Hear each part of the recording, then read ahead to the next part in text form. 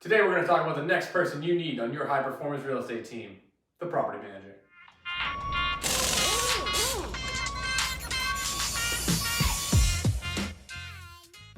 What's going on, guys? Ryan and Chris here with Boselli Brothers Real Estate. Today we're going to be talking about the next member of your real estate investing team, the property manager. What is the role of your property manager? Primarily, they are going to be in charge of the day-to-day function of your property. They're going to manage your property, they're going to screen your tenants, they're going to collect rent, and finally, they're going to deal with the day-to-day function of the property. They're going to deal with all the phone calls, those 2 a.m. nightmare, Christmas Eve, toilet break calls that everyone tells you, don't get into real estate because of this. That is going to be your property manager's job, and it's you as the asset manager to manage your property manager. Now, where are you going to find your property manager? Besides a quick Google search of target city plus property manager, you can easily filter those by reviews.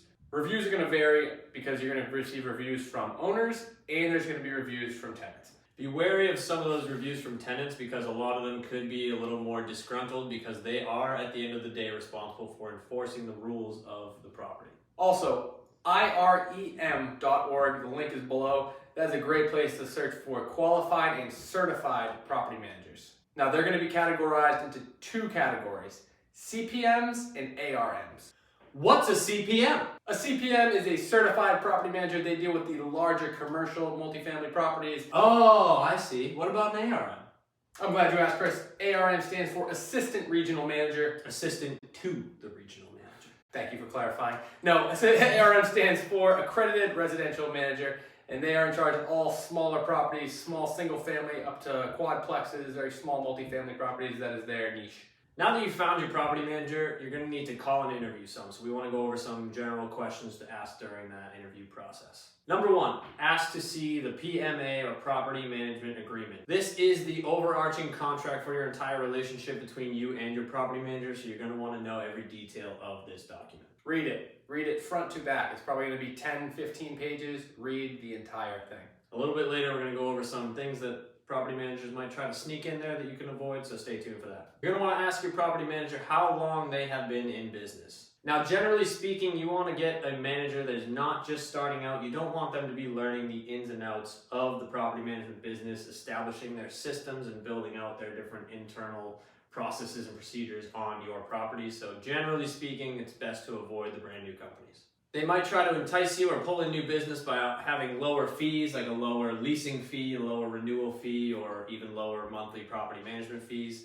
It could seem like it's worth it, but be wary. We actually considered a company like this for a few of our properties a couple of years back, but they had just mentioned how they scaled very quickly over the last year, and we saw that being a potential issue with having the systems in place to support that expansion in such a short amount of time.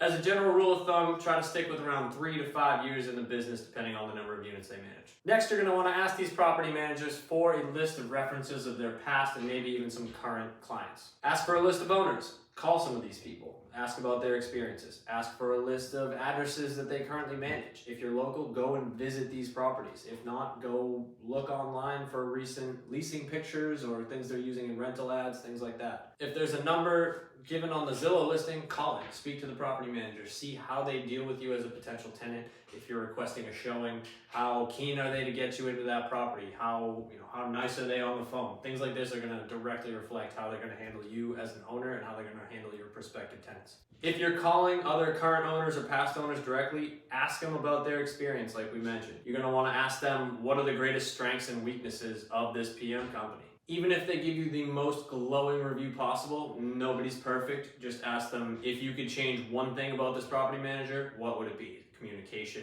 reporting style, etc. You also want to check, has this company been sued within the last 5 years? You can do that by asking them directly or looking up local court records. You're going to also want to check who are the people that have been suing this company if they do have several suits.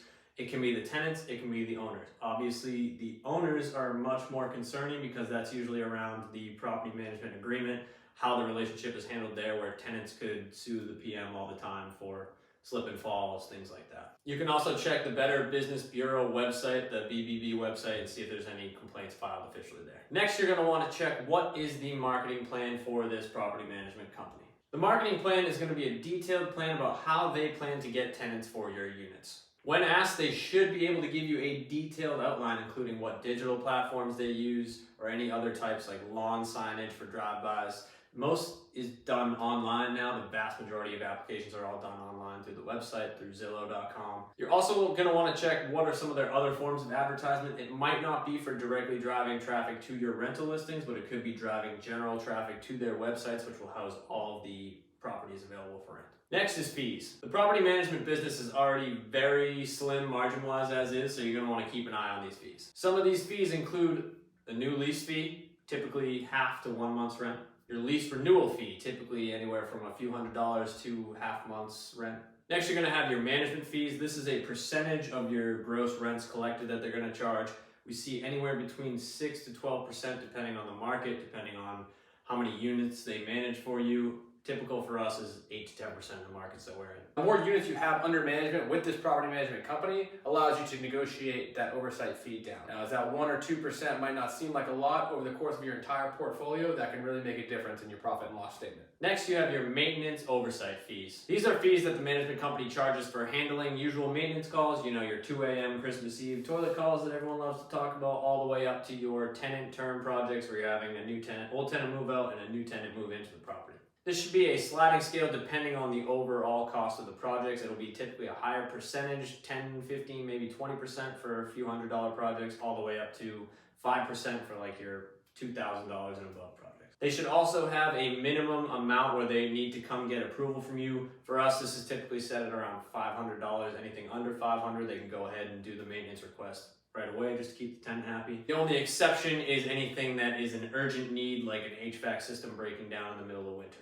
Finally, you're going to want to ask about the record keeping and owner portal that your property manager provides. It's 2023, everything should be digital at this point, and they should have a nice looking online portal you can go on and get your lease documents, your rent roll, your expense sheets, everything that you need, everything, all in one place. Ask for some sample reports and see if they can even set up a quick Zoom call or webinar to walk you through their owner portal. This is typically how great companies in a certain area will distinguish themselves from the good or not so good companies, and they should be more than willing to walk you through their systems. The next questions you're going to ask your property manager is specifics about their tenant screening process. These are the most important questions to ask because your tenants are your customers in your business. Once you sign them onto a lease, they are going to be locked in for a year and sometimes longer. So you want to make sure this tenant screening process is rigid and very thorough. A bad tenant can make even the best properties into a nightmare situation. Important questions to ask. Now, these questions you're going to be asking your property manager are going to depend largely on the market that you're in. Answers you receive from a property manager in Boston are going to be drastically different than the answers you're going to receive from a property manager in Little Rock, Arkansas. You're going to be asking about your minimum required monthly income. This should typically be about 3 times your rent that you're expecting to get out of the property. Next, you're going to be asking about your minimum credit score. Again, this is going to vary drastically between markets. Do the applicants have a criminal history? And if so, what crimes will be accepted? Depends on your asset class. If you're in a grade A area with a top tier asset, you probably can exclude all criminal history. If you're in, your typical workforce housing like we invest in, then tenants might have some past. You're going to need to have that conversation with your property manager and find out what is that acceptable line of crimes that you will accept your applicants to have on their background. Is there fees for background checks? Is there fees for applications? Do the owners see those fees, or does that go directly to the property manager themselves? Finally, this isn't exactly a question you'll ask your property manager, but you want to make sure that you are not discriminating against any applicants or any tenants that are applying for your property. Age, sexual orientation, gender, you name it, you want to make sure every single applicant is getting the exact same treatment and the exact same standard of vetting. Make sure your property manager is also requiring your tenants to have renter's insurance. This will save you both from a lot of headache if something does happen at the property that requires your tenant to move out for a finite amount of time for you to fix the property. Next, you want to ask specifics about the renter retention policy. Now, property managers are incentivized for the tenant to move out after the lease. This is because they make more money on a new lease than on a lease renewal. Typically, your lease renewal will be about $200, give or take in the market. New lease origination fee can be up to a full month's rent. You want to ask specifics on the incentives and programs they have in place to keep tenants in your property. Also, if the tenant is not expected to re-sign, how many days out does the property manager list the property for rent to try to minimize turnover time?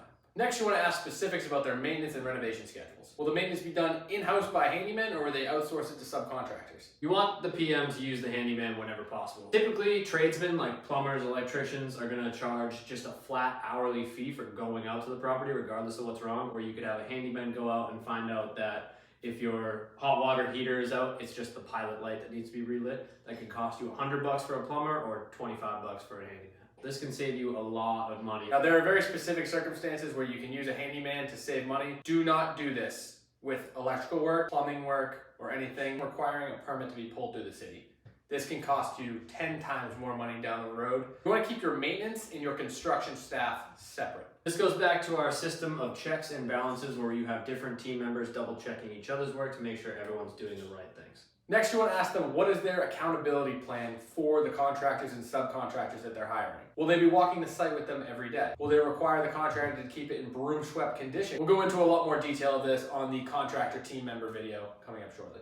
Now we want to go over some additional one-off things you want to be sure to ask your property manager. You want to make sure if there is a bank account established for your LLC or for your account with them that you are listed as an authorized signer on this account. If you ever find out that there's something sketchy or even illegal going on at your property management company and you need to go through the court system, you do not want your funds to be held in limbo during this time. Never sign a property management agreement or contract for service with your property manager without a clause to get out of the contract. Typically, this is a 30 to 60 day timeline and you want to have this in place so if the relationship is not working out, you're not stuck in that relationship for a year or more. Typically, there'll be some sort of termination clause in your PM, your property management agreement that we touched on earlier. You want to make sure you are very familiar with the ins and outs of this clause. Next, you're going to want to ask for contact information. You're going to want email addresses and cell phone numbers of the main primary points of contact for your property manager.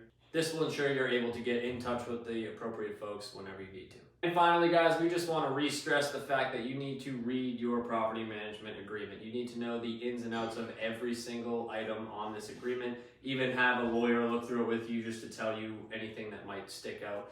One specific example is make sure your property manager doesn't have anything in there about needing to list your properties for sale with them. We see this a lot in Memphis and Indianapolis. We have our property managers also have realtor or brokerage companies associated with them. You do not want to come to find out that if you go to sell your property that you need to list and sell with them. In the words of Dave Lindahl, if the property management company ever comes back to you and says, well, we make our money when you go to sell on the back end, maybe they should open a brokerage. Their job is not to sell the property. Their job is to manage the day-to-day, and they need to gain your trust and make their money that way. We will always use our property manager's associated realtor company for the sale if they do a good job, but you need to make them earn that trust and prove themselves to you first. You don't want that in the contract from day one. And that's going to do it for this video, guys. Please like, comment, subscribe. Check out all of our social media platforms. All of our links are going to be below. Please check out our website, BoselliBrothersRE.com. Subscribe to our newsletter. All things real estate and investing, all the most up-to-date information. As always, it is 100% free for you guys. And that's going to do it. I'm Ryan. This is Chris. This is Chris. I am Chris. And we'll see you next time. Calls at 2 in the morning. One more time. I was not expecting that.